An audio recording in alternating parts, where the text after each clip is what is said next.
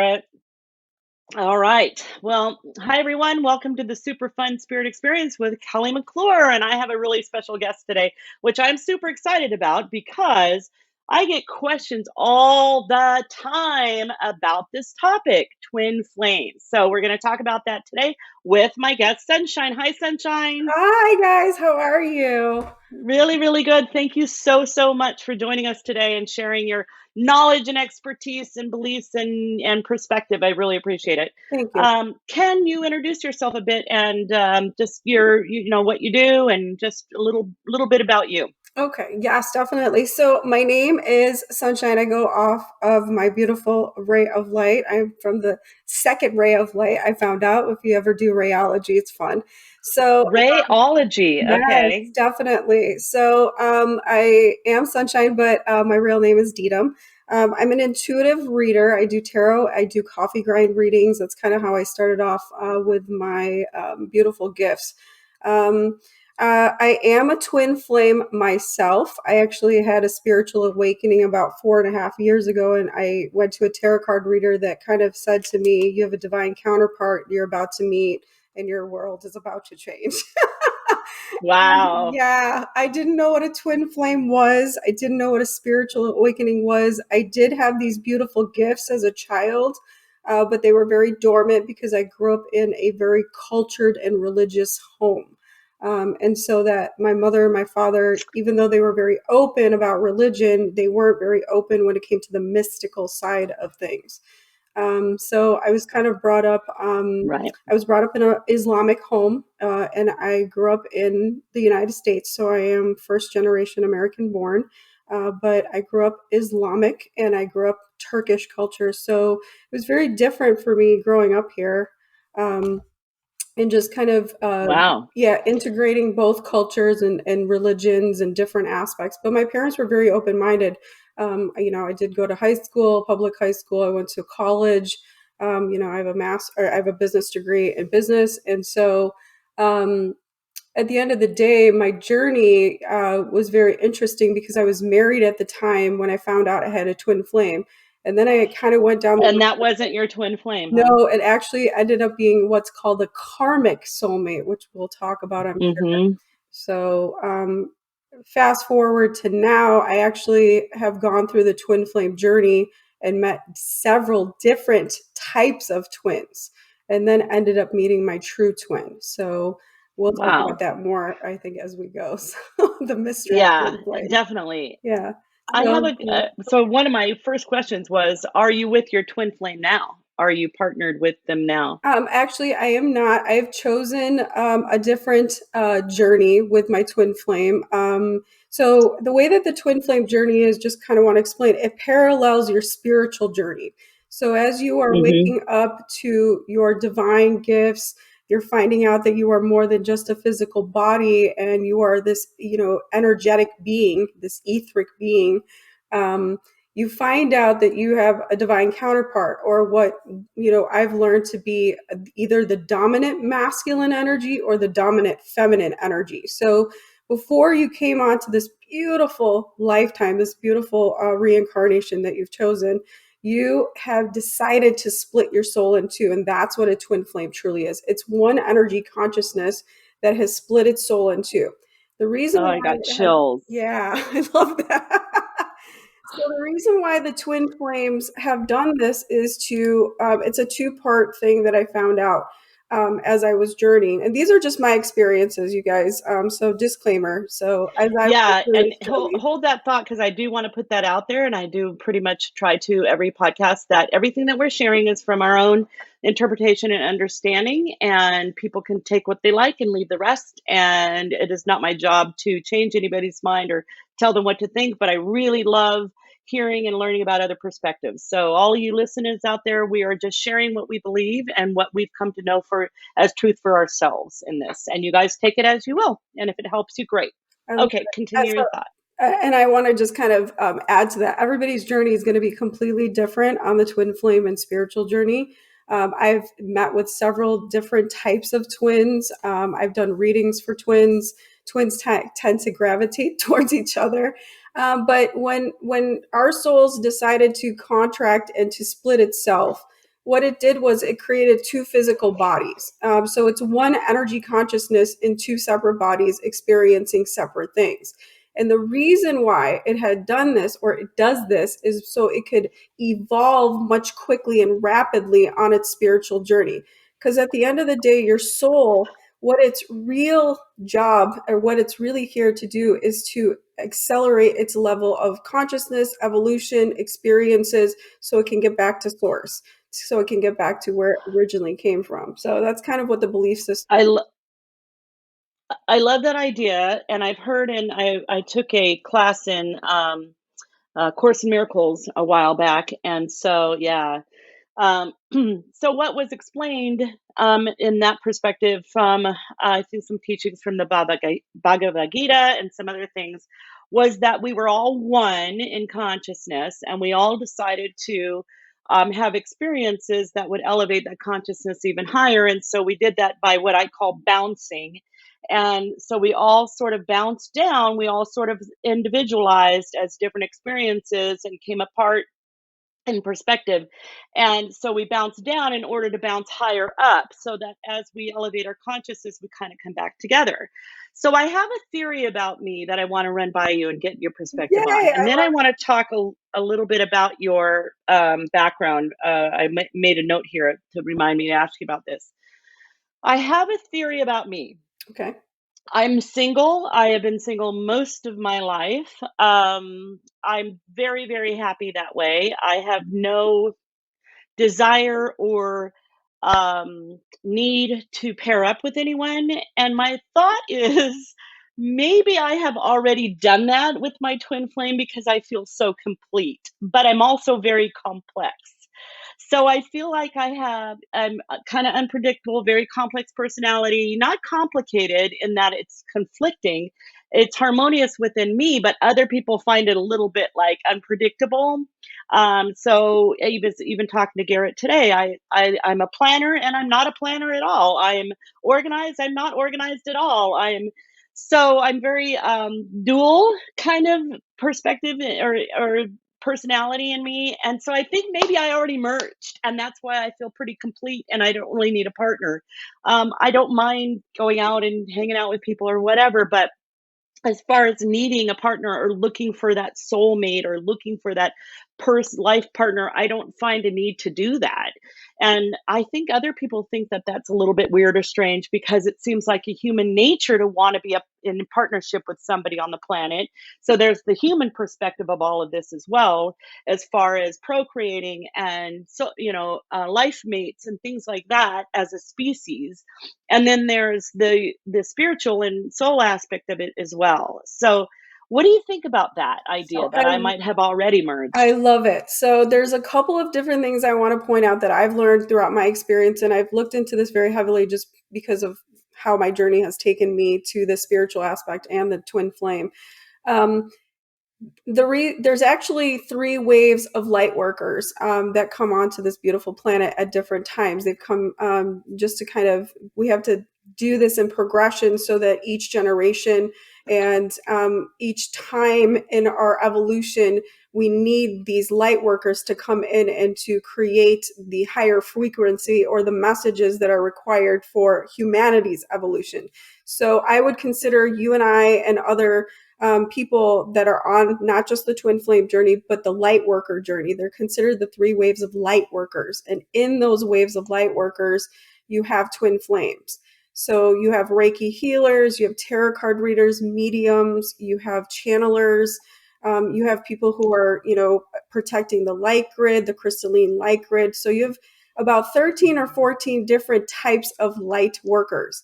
Now, not every light Wow. worker is going to split their soul in two. They're going to kind of just know what their mission is. Evolved souls, what I call high advanced souls, are beings like yourself who have come here knowing that they're on a mission. They're here to do what they need to do, and everything else that the human condition or the human programming, like marriage, like relationships, what we've conditioned as a society, you've kind of outgrown that because you've evolved. Your reincarnations from past lifetimes, you've already incorporated those lessons into your being, or into your DNA or your soul memory, that you don't need to now bring them into this lifetime. So Wow. you're considered what we would say as a wave one light worker. And there's actually three waves. The third wave is the youngest, the ones that are just waking up to their spiritual journey, and they're just learning about their ego. They're learning about their soul and just kind of learning about programming and things like that. You have wave two that now knows that they have a spiritual gift, or they have opened a spiritual gift, such as psychic, clairvoyance, like claircognizance energy, or just having the chi inside their energy form, whatever that their gifts are. They've kind of learned that, and now they're actually incorporating it and using that to help humanity, help the people around I think that's a lot of my students in my classes, a lot of my mentees, them. Yeah, and people that I reach out to, I think are that way because yeah. they're gifted and they're waking up into it. And then there's so I've So often said one more, to those, one more though. yeah, Now you're actually, you and I are in wave one before you actually, I'm sorry to interrupt you, but you would be that's all right. considered wave one, because wave two are people who are still kind of in this unbalanced state between the feminine and masculine energy within them. They know what their gifts are, but they still haven't managed to balance the feminine and masculine to create that unity. You and I, because I'm a twin flame and I've learned what the concept is, it's just a story that is actually created of separation to just bring you back to whole. I've kind of figured that out, where I realized I don't need my twin flame to define me or to create that story of separation. I've now created the energy of connectedness within myself, to where I'm doing my spiritual work. I'm learning as I'm growing, and I'm also in that energy field where I don't feel like I need a partner to kind of walk alongside with on this journey. I'm kind of doing that with my own self in a sense. So you would be considered a light worker that's in wave one. So Dolores Cannon actually talks about this, these three waves of Dolores Cannon. yeah, Dolores Cannon. She talks about the three waves of light workers. So Okay. I channel a Yeah. higher self. Her name is Seisha. That's the true me. And I actually get downloaded messages. Can you spell that? My higher self, How Seisha. do you spell that? Yeah, she spells it really Yeah. weird. It's Seisha. Saysa. Pretty simple, but Okay. everybody thinks they Yeah, should have cool. these, like, cool, like, angelic names, and then they come up and like, hey, my higher spirit's name is Bob. Yeah, yeah. But I do when I do spirit guide readings, a lot of times I actually ask my client, I'll describe who's coming through or how my mind is perceiving them and what their role is and everything, and then I'll ask you give them a name because that connects them, and it can be any name that pops in your head. Totally. They might tell you their name, or you might just consider them something that represents that role in your life name. Easy. So, but I have a spirit guide that sits to the right of my shoulder. Her name is Hessene, and it's Hesene. And Yes. when I saw her years and years and years and years ago, when I finally realized who I was talking to, I asked her name, and it popped in my head, Hessene, and I never heard that name before. And I asked her how to spell it, and I could see it written out in her script, which was Yes. really interesting in front of my eyes. And okay, that's what I'm going to call you. I've never heard that name, but that's fine. I've got other ones. I've got the Flippy Floppies. I've got Dr. True. I've got Sergeant Harper. I mean, I've just got this crazy team of spirit guides that I work with every day. So, Don't you love it yeah. though? I do too. I actually, there is a twin flame guide that I do have. If y'all don't know, you do have, if you are twin flames, you do have a twin flame guide. So the guide will kind of come in as you're kind of waking up to the journey. I didn't realize I had a guide until she kind of popped in a meditation. I asked her name. She said she was Cynthia. And then she kind of explained who she is. She was a human in a lifetime, and she was a twin flame herself. So she's here to kind of guide me when I do the twin flame readings privately or on my live. So she kind of helps me through the twin flame journey to navigate through it when my ego wants to come into play. I know there's a lot of people going to tune into this who want a reading. So, and want to know more about their twin flame and maybe want to know who their twin flame guide is. Mhm. So, can you explain a little bit about the readings that you do and how people can get a hold of you to book that? Actually, I have kind of stopped doing private readings because I'm doing my own shadow work right now, and it's very like for me, it's very important being on the spiritual journey because I am a channeler. I actually tap into a collective, which is wave two. So I'm in wave one, and what I do on my lives, you guys can always come on my lives. I do live readings every day. They're free. So if you can't, get a private reading, you can always do a live reading with me. What time do you do those? I do those at random times, but I actually announce them about 15 minutes prior to going on live. Okay. And it's either a card pull or I actually channel with your higher self. I can see your higher selves. They come in different forms, like you said to me. And sometimes we work with a pendulum, just depending on what the question is. The questions have to be very direct and specific. Yeah. The Yeah. more direct they are, the more I can receive confirmation, and the more you're more active and you're more open and vulnerable to me kind of coming Mhm. into your auric energy, the more I can tap in. Now, what I've noticed in these beautiful readings that I do with twin flames is that your higher self will come in and then your twin's higher self will come in because you've split your soul in two. There's a belief system with twins sometimes that they actually have two higher selves. And that could be possible. I've actually met people who have two higher selves, and one's twins that have actually one higher self that represents both twins. You can kind of tell where their evolution of their soul is just depending on how they come in. So the way that I do readings is I actually channel your auric field. So I will tap into your energy. I'll ask you a question because when I open my energy field up, if there's 20 people in the chat, I will feel everybody's energy all at once. So I have to kind of narrow it down to your auric energy field. And so I'll ask you a question depending on what I'm sensing from your feelings or what image I'm being shown. So sometimes I'll feel like somebody's frustrated, or I'll see a mother figure or a father figure, and I'll just say, hey, this is what I'm seeing. Does this resonate for you?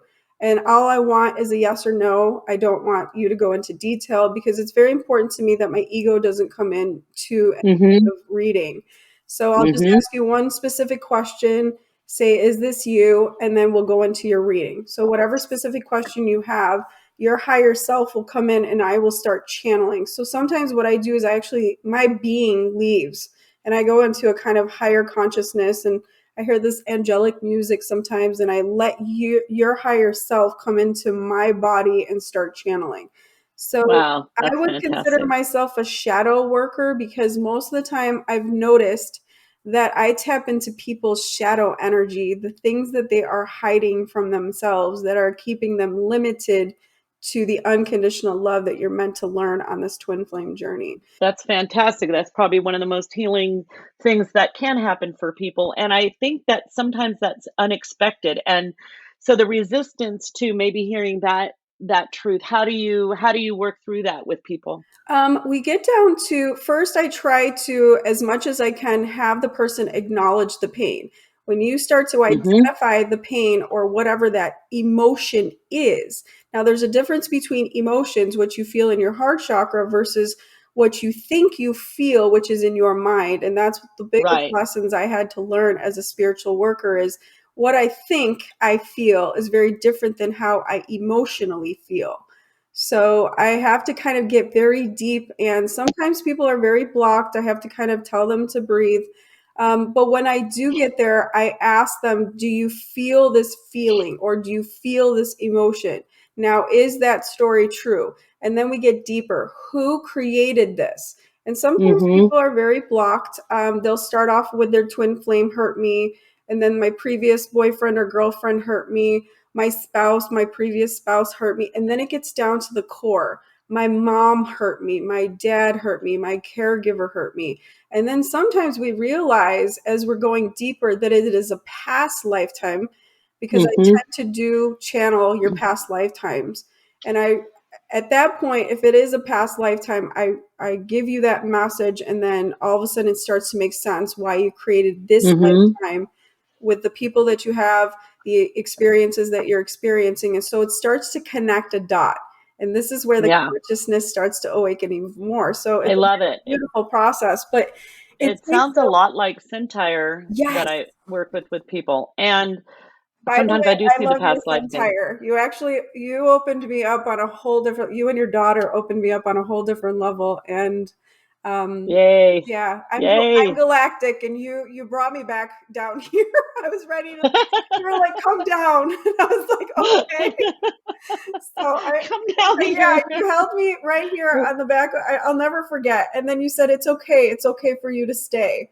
And I'll never forget that because I don't think anybody that, and I don't do a lot of readings with people myself because I'm just very guarded and very protected. And so when you touched me and when you told me, I was like, oh my God, she understands. Like she knows I Yeah. was about to leave. I did not like, Yeah. I did not want to stay and do the breathing. I know it's really hard It is. because pain is inevitable, suffering is optional, but to go through that pain intensely like that is brave. It's really, really brave, and not a Yes. lot of people want to do it. And yet, that's the clearing of the block that But that provides. what an incredible like way that you've done it though. Like I Yeah, never realized how much breath work has so much to do with just mindfulness. It's such an right, oxymoron, right? It's such an oxymoron, right, but to get to a place of like exerting your body energy and getting it to a place of like right. suffering to understand the depth of your pain internally. Yeah. Like what a Yeah, breath beautiful way. is I mean, and the gateway, the open mouth breathing is phenomenal. And but I also when I see baby spirits or when I'm doing a reading for someone and I call them hover babies, they kind of hover around mom until the fetus is born and takes their first breath, and then I literally see that soul being breathed right into that little body. So the body can function, as a living being Mhm. with before the soul is even in there. In my experience. And what I think of soul, and then we'll get back to this. I still have this wonderful question I want for you, and then we'll take some questions from people who've asked. But what I see a soul is when we were talking about spirit individualizing, those are the different experiences of the oneness of spirit, and so souls tend to start living lifetimes and experiences, and it forms a consciousness that is getting ready to be remerged with the collective. But in its individuality, that is what I call a soul. Yes. So it can have different lifetimes. It can continue to grow and to elevate. And I think the elevation that I'm talking about is more metaphoric. I'm speaking more of a vibration rather than a level or a distance. Like a physical thing, but the vibration that expands and enlightens and grows lighter and lighter and lighter toward what I call the the ultimate unconditional kind of love consciousness. Yeah. Now, 100 years from now, I might see it as something even higher, but that's what I know it to be now. Yeah. So, so that's what I think souls are. They're individualized spirit, really having separate experiences in order to know the truth of it and to remerge one day. I I have a totally question agree for with you you. personally. I Yeah. agree with you. You said that you were, and this is just out of my own curiosity, and I think that a lot of people might have similar experiences as yours. So hearing from you personally might help them. But you said that you were raised Islamic or raised in, and I'm sorry, you were born here or there? I was actually born in upstate New York, so I am Okay. first Oh, generation, where? Rochester area. No way. I used to live in Canandaigua. No, Yes, I did. I lived in Canandaigua. Isn't that oh my crazy? gosh, we And need to go Geneva. there on the weekends. I love it. Yeah. Hell yeah. It's a party town. What a small world. Look at how we're I connected. know. Isn't that crazy? Isn't that crazy? All right. Oh my God, So I love you it. were Yeah, born. I grew up in Rochester, New York. I'm the oldest of two. I have a brother that's younger than me. We are not a very big spiritual family, but I grew up reading coffee grinds when I was 5. I was taught how to read coffee grind Really? readings. Yes, Turkish coffee. I love doing it. It's a very powerful reading. And it takes me about an hour from Wow. your past to your present moment into your future. Yeah. And so that's kind I of have how to I learn about started. that. I drink coffee all day long. I'll have to do it next time we see My each other. my specific question about your upbringing is um in this country, obviously Christianity is the biggest Mhm. religion here, Primary, and yeah. a lot of people grow up in that faith. And I encounter a lot of people that, and especially as this wave two you're talking about, and people are beginning to awaken and kind of come out of um, their original belief system that says this is not true. It's of the devil. It's evil, or it's misleading. It's Yes. and so people are starting. It's a conflict within them to embrace their original religion or faith and then still try to open up. And so sometimes they have to kind of work through that and they get mixed messages. And I'm wondering, with your faith, since I don't know much about it, your original family religion, how that played out for you. Actually, growing up, it was very interesting. We had a big community of Turkish people where I lived. So I was always around my peers. When it came to, the outside culture or the American culture, my family was very much guarded. I didn't have many friends, but I was really popular in high school because I think everybody kind of knew, like, my parents were very protective of me. I couldn't stay after school. So I had really great friends growing up. I had a very tumultuous childhood, though. And I think a lot of light workers actually go through that. I had a sexual Hmm. trauma when I was a child. And then I had a very lonely childhood, depression, suicidal things that happened to me. And then I started to kind of get into religion. And my mom said, listen, if you want to learn, just go out and learn. So I had very open minded parents, but kind of closed off to if I wanted to change, they were against that. But I realized Mm. very young that my soul was very rebellious. Every time somebody said you had to conform to a box, I actually stepped out of the box. I would scream, shout, do whatever I needed to do, but it was always in a negative manner. So I learned, like, my soul kind of went through a polarity of shadow energy at a very young age. And now it's kind of turning into its light polarity as I'm having my spiritual awakening. And so a lot of I call my younger years were a lot of my karmas and my lessons. So the religious aspect of it came very powerful to me because in the Islamic religion, Muhammad is one of the, what we would call the Godhead, or, the masters. And so Muhammad is the teacher, and many of the spiritual teachings kind of come from him because he actually heard an angel talk to him in a cave, which were God's words. So he had a spiritual awakening at the age of 40. That's kind of what happened to me. So it was kind of bizarre how it kind of synchronized with the religion that I grew up with. So I think I kind of did this to my soul in a sense, so I wouldn't feel like being 40 was too old having a spiritual awakening. At the age of Wow. 40, people are like, "Oh, you're having a midlife crisis," and so Right. that's kind of what happened to me. I left my Right. ex-husband's. I decided this is not the religion I want anymore. And so I started kind of seeking other religions, which I had been doing in college anyways. I took a philosophy course, I took religion courses. I went to Baptist churches, I went to Pentecostal churches, I went to synagogues. So I wanted to experience God. I was very religious when I was, Yeah. but I wanted to know who God was because I would constantly talk to God. I wouldn't hear anything back, but the world around me would Right. show me things. So Wow. I loved my religion. I loved every aspect of my religion. I still honor it, but I do not practice it. I totally honor it for what it is because it is a beautiful religion.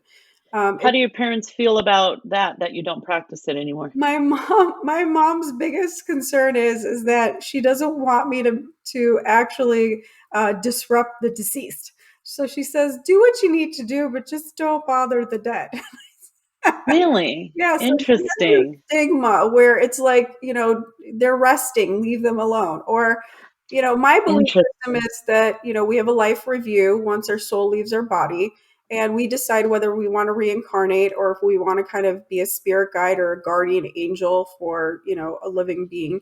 So my belief system is a little bit different than what I actually grew up with. So this beautiful spiritual awakening that I went through along with my twin flame, it really had to break down my programming. And everything I thought I knew or thought was true actually turned out to be something completely different than what I was shown through See, my that's what eyes. I would call what feels like a crisis sometimes. Those awakenings are so jarring sometimes Yes. that people think they're either having a mental breakdown, they're having a crisis, they're losing the grip on their own reality, Yes. and really it's an awakening.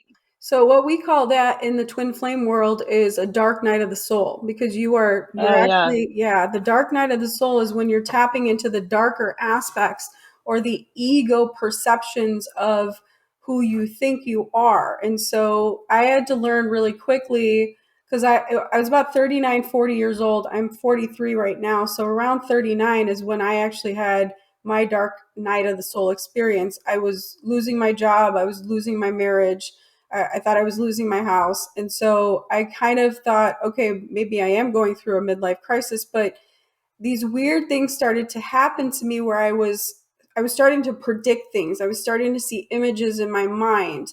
My body started to have these weird pains, which are called ascension symptoms now, that I've learned what they are.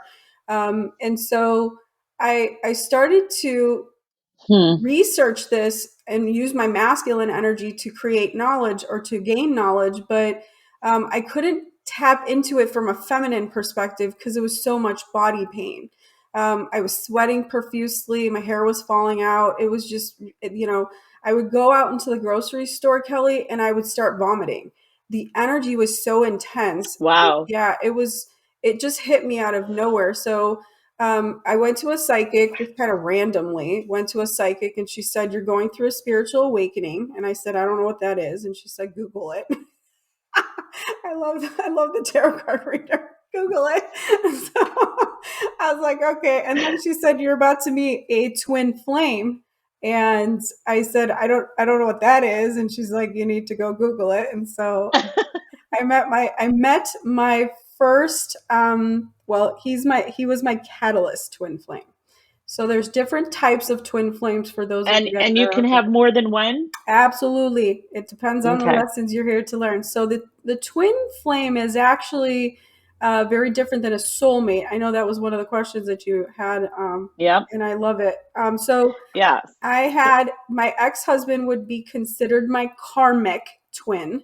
And so remember who a twin is, right? It is one consciousness splitting itself. So there's a fragment of you in this other person or this other being, let's just say. And so this is how you find yourself, because there's some sort of like feeling of home, feeling of being familiar with each other. So this is kind of how you find each other.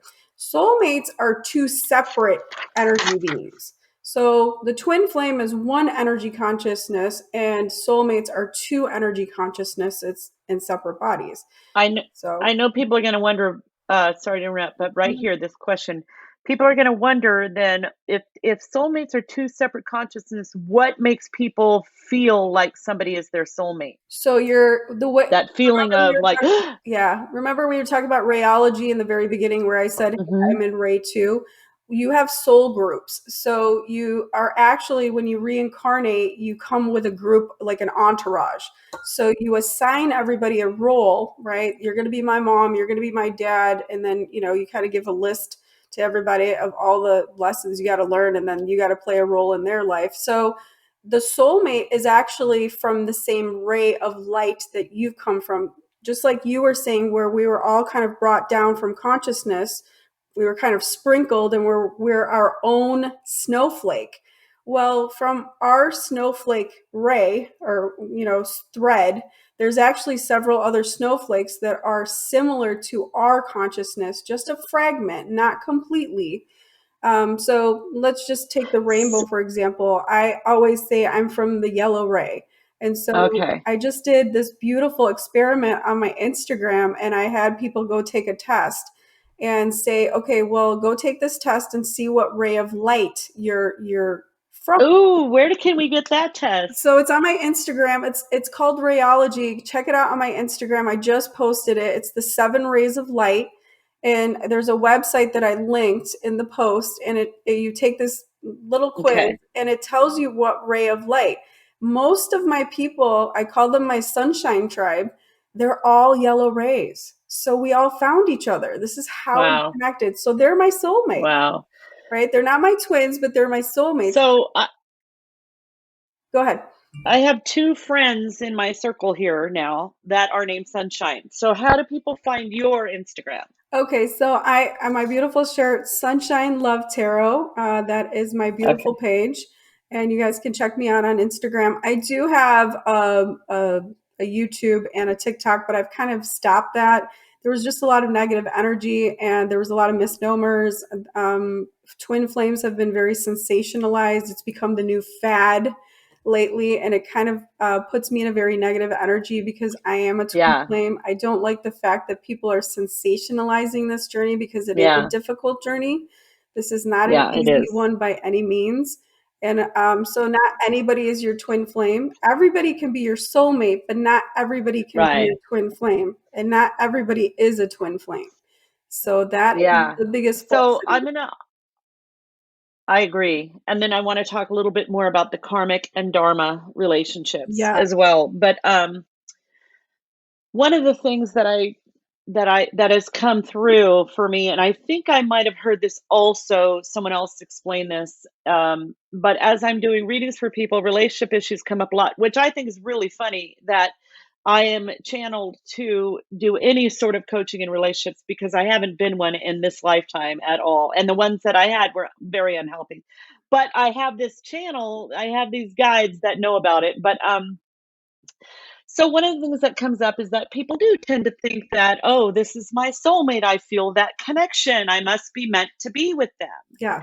And there's a difference, like you said, between twin flame and soulmate. But I also think that there can be what I call a soul complement, which to me means somebody you are meant to be with who's good for you in this lifetime. Now that Absolutely. might not be a twin flame or a soulmate. Maybe you just met them and maybe they're from a different ray of light and you guys complement each other really well in this lifetime. And so you can actually become a life partner and a soul complement with somebody you never knew in any lifetime before. In fact, I think new connections are being made all the time. And when I do readings about hover babies, I can see that sometimes it's the baby. There was with my nephew and his girlfriend, their little boy in spirit brought them together. And he did it in a very funny way. And when I did a reading for them, I'm like, you have a little boy spirit with you. And he said he brought you guys together because he was connected to his mom and he wanted to meet my nephew on a soul level. So he made them meet. So, really quick, the funny story was, and by the way, Sunshine, I would love to make this a two-parter because Oh, I love it. there's just so much on this topic to talk about. Yeah. So we'll go another 10 minutes or so for this part, and then let's do a second part. Perfect. This little, I asked my nephew. I said, he says that you guys met in a funny and embarrassing way, and he said, "Oh yeah, we were at a concert, and my nephew's really tall, and his wife is really short." And she was with her group of friends and he was with his, and he was standing right behind her at this concert, and they both suddenly smelled a really bad fart, and she looked up at him and he's like, it wasn't me. And I'm like, that's what this little spirit did to bring you guys together. So that's how they met.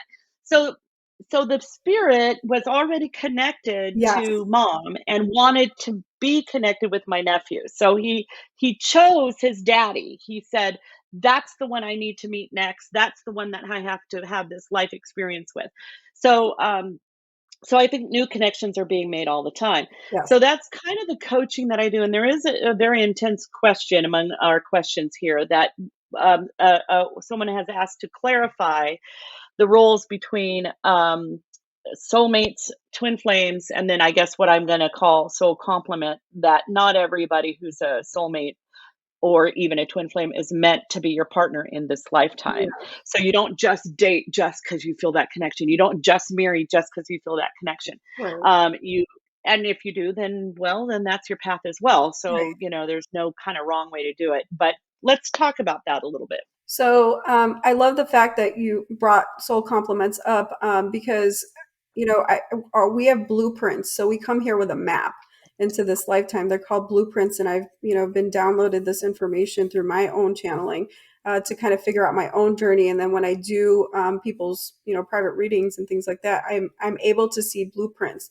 Your blueprints are not set in stone. You have free will on this beautiful journey, and From what I've been shown, you're constantly changing your blueprint as you move forward, as you make choices.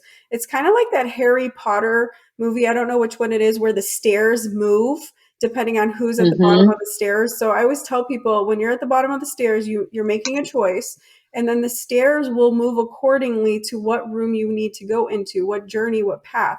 So you're beautiful, being is actually the law of attraction. You're attracting the energy that you are.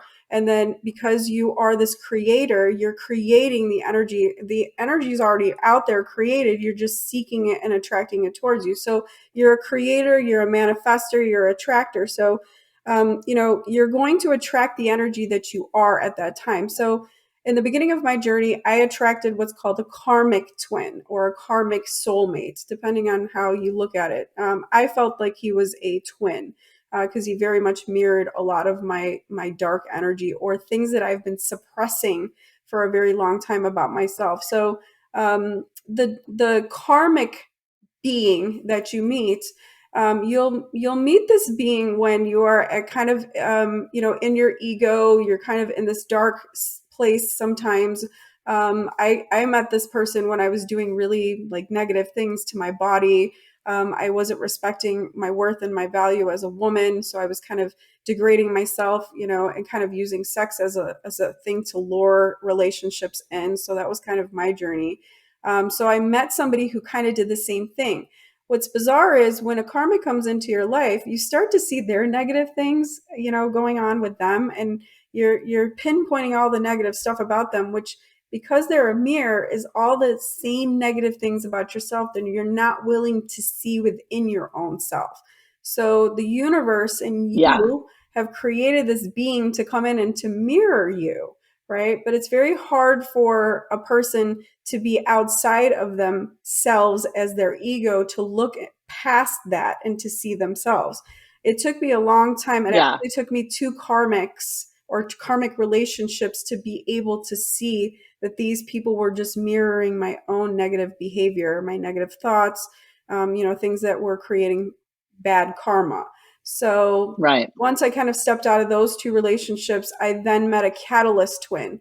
Now, the catalyst twin is actually a twin that comes into your life to wake you up to your spiritual journey. So the karmic will teach you lessons over lessons, because these are lessons you've been cycling in. And once the lessons have been learned, you meet a catalyst twin. Now, this is only for twin flames. Now, I don't know if soulmates kind of go through this or not. I've heard some soulmates say that they've gone through karmic relationships and then they've met, either their compatible soulmate or just their divine counterpart. In my situation, Mm-hmm. I met a catalyst twin who I had a relationship with, and it was a very quick. It started off very quick.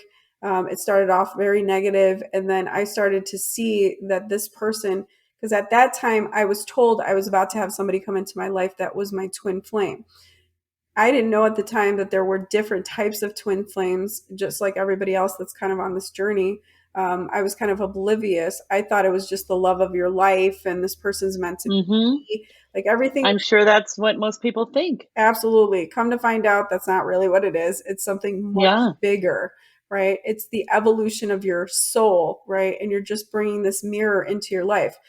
What I've come to find out is that my catalyst is what really created that pivotal moment for me to wake up to my spiritual side. So I was just focusing on the physical human aspect of being this person, this avatar that I call Dedum. And then there was something more to me, and my catalyst actually awakened that. That's when I started to have my psychic visions.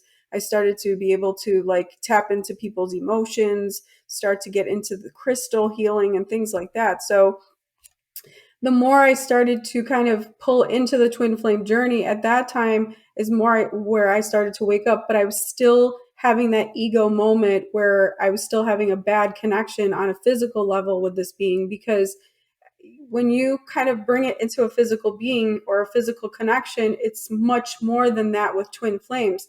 It's a physical connection, it's a spiritual connection, and it's an energetic connection. You must really embody all Mm-hmm. three and understand what all three means to really have union with this person. So that's why a lot of people do not have union with Mm, twin flames, is because they don't understand that there's a spiritual and energetic. They kind of miss those 2 points. They're too much. I pseudo right, physically want this person. I want this union, right, marriage, child. There's an expectation that's created.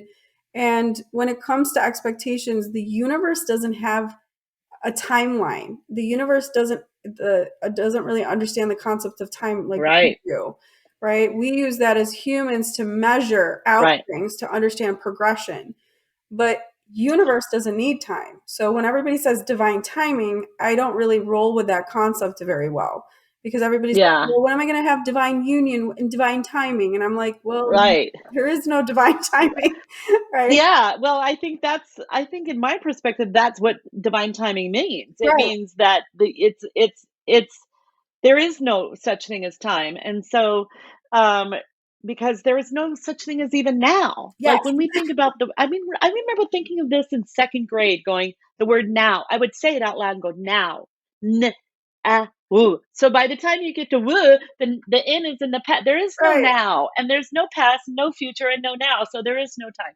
I love So, that. um, but people think because they're in pain with the separation, Yes. um, that it's a must that you have to be together in order to alleviate the pain No. of the separation, where the universe says, every separation there's pain. Childbirth there's pain. Death there's pain. There's pain in every separation. But on a human level, we are taught that we should not, and it is not correct to experience pain, that we must alleviate pain. We take Advil, we do, whatever the hell we have to do to get out of pain. So the urgency with getting together with your twin is to alleviate pain rather than to see it as in the big picture form of the universe as a process of evolution of your soul and your enlightenment of your spirit. So I think that's why people get confused of well, when is this going to happen? And it's wrong for us to be apart. Right. Well, no, it isn't. Right. And that's It isn't that's wrong where for you to shadow be work apart. comes in. Shadow work is very Right. important when you're a twin flame. If you don't know what shadow work is, it's really focusing on that energy, those feelings, those thoughts, those emotions that you've really pushed down deep inside of you that has Yeah. either The painful traumatized stuff. you or hurt you, or any experiences that you've had in your Right. childhood or in your youth or in your adult relationships Or in your past lives. And or in it your can be past lives. even Yes. things that you've done. Yes, absolutely. So it can be things that have done to you and things that you've done to others. So Absolutely. those are all shadow. Yeah. Um, what a couple of questions I'm going to ask, and then we're going to end this part and hopefully book the next part. I just think this is so I fascinating, love it. Yes. and and that people are really, really wanting to understand this on a deep level. And so, I also, just for listeners out there, I invite you guys to share your own thoughts and perspectives.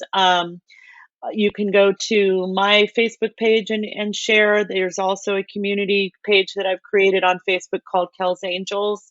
And it's Kel's Angels Spiritual Community. There's another Kel's Angels on Facebook that has some, I don't know what the hell it is.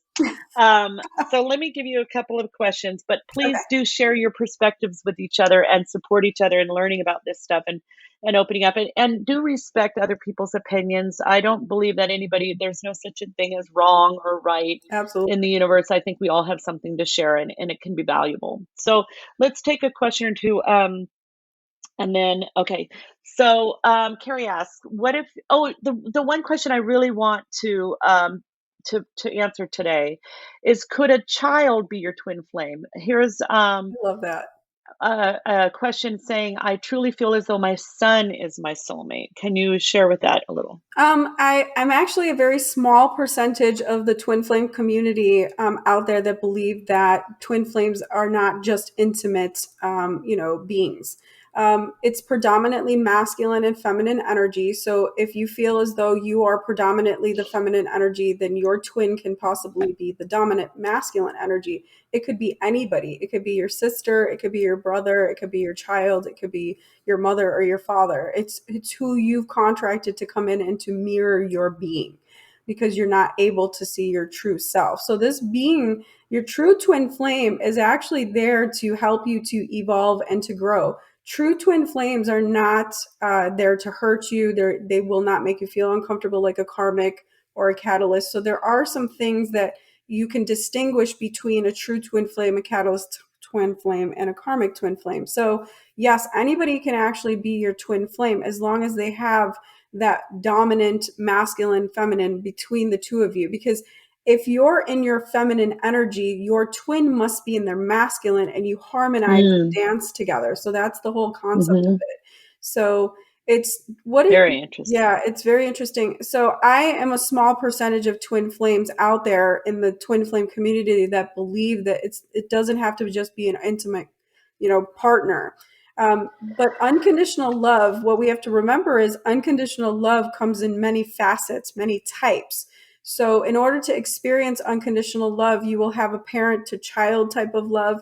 You will have a sibling to sibling type of love. You will have a best friend to best friend type of love. You will also have an Mm, intimate type of love. So in order to understand unconditional love, you must experience all these types.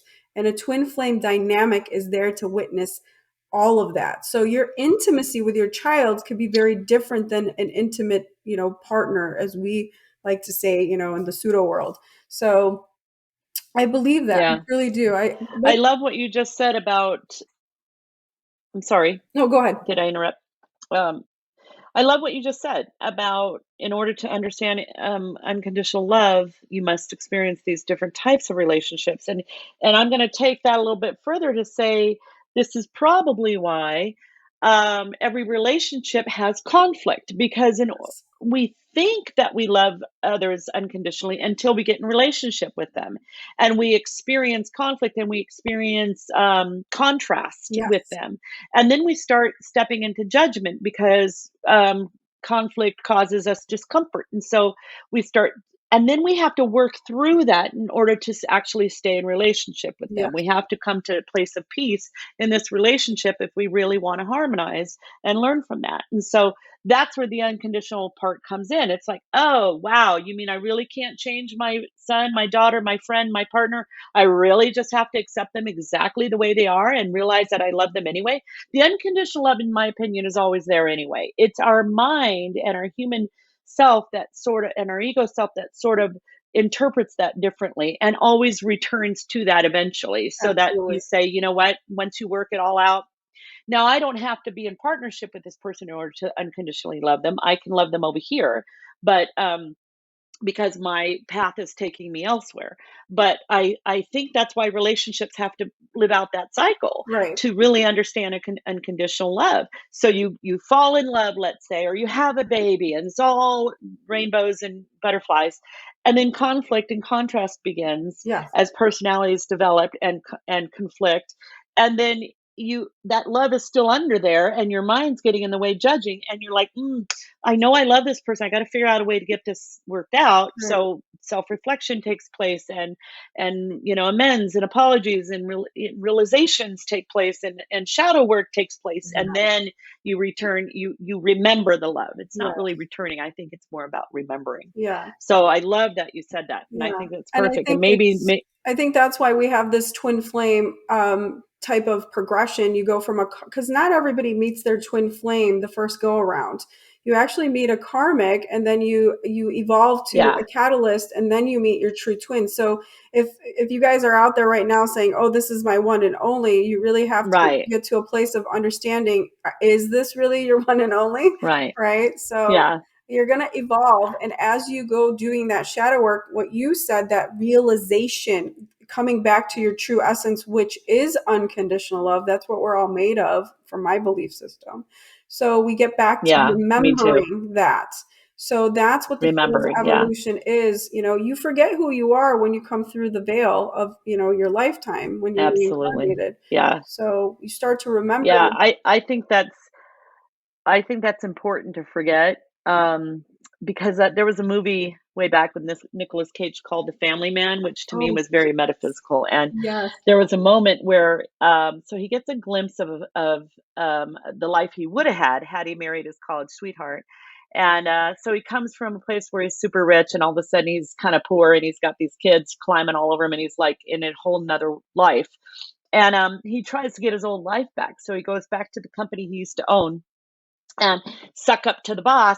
But he says something to the vice president and he laughs at him. And it's very inappropriate. The vice president's like, "Why are you laughing at me? You're trying to get a job in this company." But it's because he remembers his former life, and so he acts inappropriately. Right. So I think that if we remembered, we wouldn't take this seriously enough to learn what we need to learn out of it. We have to believe this illusion. We have to believe that our bank account numbers are real, and we have to Yes. believe that these problems are real.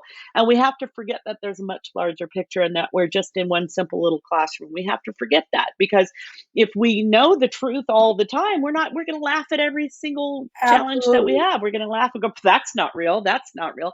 So we have to believe it and experience it as something conflicting or contrasting, and something that's maybe painful to move through. Right. One Let's of the take one things more question. One of the things Go my ahead. spirit guide told me, because I questioned this journey in the very beginning of my awakening, I kept asking, why am I doing this to myself? Why am I creating such pain? And she said, you're choosing to create the pain. It's up to you to create this as a fun experience. And that's what I actually start to Hmm. do now, is to have fun with the shadow work. But Right. one of the things that she told me is, she said, I'm not able to experience holding a cup, but you can, because you have a body. Now I can experience that through you. So the reason why we've created these beautiful avatars or these bodies is so that we can have physical sensation and to Hmm. feel what we need to feel in order to Yeah. understand. Like, licking snow, we would never know that as a spiritual being because we don't Right. have a tongue. So Right. right, so Yeah. we created these bodies to experience things on a different degree. So Oh, I just freaking love that so much, because that plays into a lot of my mediumship, where I see people who pass away, they go into spirit and they're still experiencing a physicality in some nature, but I think it's memory they're yeah, experiencing. it's like Their growth is, the invisible leg syndrome, right? yeah, Like that. yeah. So they're still like skiing if they love to ski, Yeah. or golfing if they love to golf, but it's more a memory sensation. Their realizations may continue as a spirit being, but it's not usually something physical. It's something spiritual. Like they have realizations, like you said, the review of their life and things like that. Let's take one more question. Um, does How about Cindy asks, does everyone have a soulmate, and do soulmates stay forever? So soulmates, like I said, soulmates could be anybody. Actually, my dog is my soulmate. So anybody could have a I love soulmate. that. Now, does everybody have a twin flame? No. There's only Twin flames are very rare, and they are very advanced beings. They're advanced souls that have just decided to elevate on a higher level of density much quicker. So like the earth right now is elevating into the fifth dimension of time, or our perception of time. And so Mother Earth is actually moving its frequency much higher than where we were. We used to call this the third density, and now we've kind of are elevating into the fifth density. So your higher selves are actually in much higher densities. So my belief system, and when I channel, sometimes I go into the sixth and seventh and eighth dimension to kind of elevate Mhm. my being higher. And you probably do this when you're meeting, you're channeling, Mhm. that you have to kind of get to a state of this peaceful energy to kind of get into their frequency. It's very hard for them to sometimes come down here, your higher spirit selves, because here it's much denser, it's much heavier energy. It's dense, yeah. Yeah, so It's like trying to swim straight down in the ocean. yes, It's very absolutely. difficult. It's a lot of Yeah. energy for them. And so I think what happens is people get this concept of, am I a twin flame just because I found somebody? You're not a twin flame just because you found somebody. They could be your soulmate, absolutely. But your mom can be your soulmate, your sister can be your soulmate, your spiritual guru can be your soulmate. It's just what it is. A soulmate is just the same. It's a different being or a different consciousness of energy, just in the same ray. So they're called soul groups. So you kind of come in Mhm. clumps, from what I understand. So we've all contracted to meet each other just at different times. So me meeting you, Yeah. you and I have some sort of connection in a soul group that we were just meant to find each other at the perfect timing. So our Yeah. blueprint is moving around to kind of make all this happen because it was just time now, right? If I met you before my Right. spiritual awakening, I probably would kind of shoo it off and say, oh, okay, this is just another, Yeah. situation happening in my life. Yeah, she's just the woo-woo purple-haired lady. Yeah.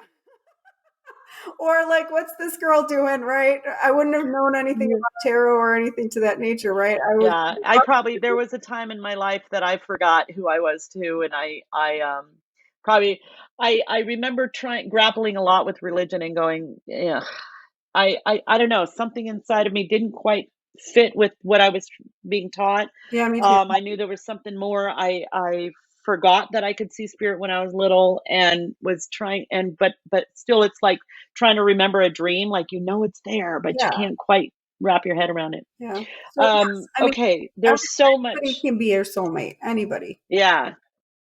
I could go on forever on this topic. It's I fascinating. know, I Let's do love this it. again. Let's do part two. I also want to talk, where can people find out information about, okay, specifically, I want to make sure because I want to do this little quiz on the race. Yeah. Um, and so they can find that out on your Instagram and you have a link to Yes, something I about that. do. I just posted it. Let me take a look and see really quick. I just posted it recently. It was 5 days ago. So you can go on my Okay. Instagram page. It's Sunshine Love Okay. Tarot. And it's I post these little things here and there to kind of really push people to go much deeper into Yeah. their being, because a lot of twin flames will just surface their shadow work. And Right. I really get down Right. to the core of, like, because we're a collective. And so as I heal, Yeah. you heal. As you heal me. Right. So it's very important to me Right. And the to, whole planet does. yes, The whole planet. absolutely. And so because I tap into Um, a collective, you can go on my website, I'm sorry, my Instagram, and find it there. It's called, I just posted, it says Rayology, and it kind of looks something like, I don't know if I can see it, but right, looks like that. It's okay. like a little chart, Perfect. and it kind of shows So you the there's different kind of a ways. Yeah. rainbow. All right. You'll have fun with All it. right. And then you also mentioned, sorry? You'll have fun with that. Yeah, I can't wait. You also mentioned dimensions and fifth dimension. How can people learn more about the dimensions? Actually, the Course in Miracles, what you had mentioned, talks about the dimensions. Okay. And I think that uh, you can actually Google it. It's a very scientific term. So spirituality Okay. to me is also about the spiritual aspect, but it's also a scientific aspect. That I kind of learned it to be. So quantum Perfect. jumping, things like particles and things like that. I also dive into that, Yeah. kind of being this being, because I have to know how energy My operates. my my daughter Lauren is a big science nerd, and she's the first one who sort of talked to me about the I'm all spiritual and she's all science and the connection there, and how they start to explain each other and they have no conflict. And I believe that for a long time that um, that God, as I used to call it, had no conflict with science, Right. and that to separate those two is kind of an illusion. I think they're one and the same, and so. Um, and that even evolution and creation are the same. I It's the agree with same you. thing. I So, agree with you. It's just a different well, perception and how you interpret it. absolutely. Thank you so, so much, Sunshine. I can't Thank wait for part you. two. This is really, really exciting and fun. And we'll get to all the questions and hopefully even more. And wow, wow, this was really, really cool. So Thank thank you. you I had so so much much. fun. Thank you. Yeah. And so check out Sunshine's Instagram at Sunshine Love Tarot. And you can find my Facebook at Psychic Medium Kelly McClure and my website, Kelly McClure Psychic Medium. And also check out Kel's Angels community, spiritual community on Facebook as well. So a lot of other psychics go on and answer questions, and it's a lot of fun. There's a lot of postings from our community on Paranormal Talk and Temecula. You can find us just all over the place, and you know what, guys, enjoy your spiritual journey. Do find some joy and fun in it, and tackle that shadow work. It's really going to elevate your journey so quickly, and just think of it as like, just bring it on, bitch, like get through it, I um love it. I do the bring it same thing on. on my channel. I'm like, bring it on. Bring it on. Let's do this. So Totally. thank you guys so much. Stay in spirit. Bye. I think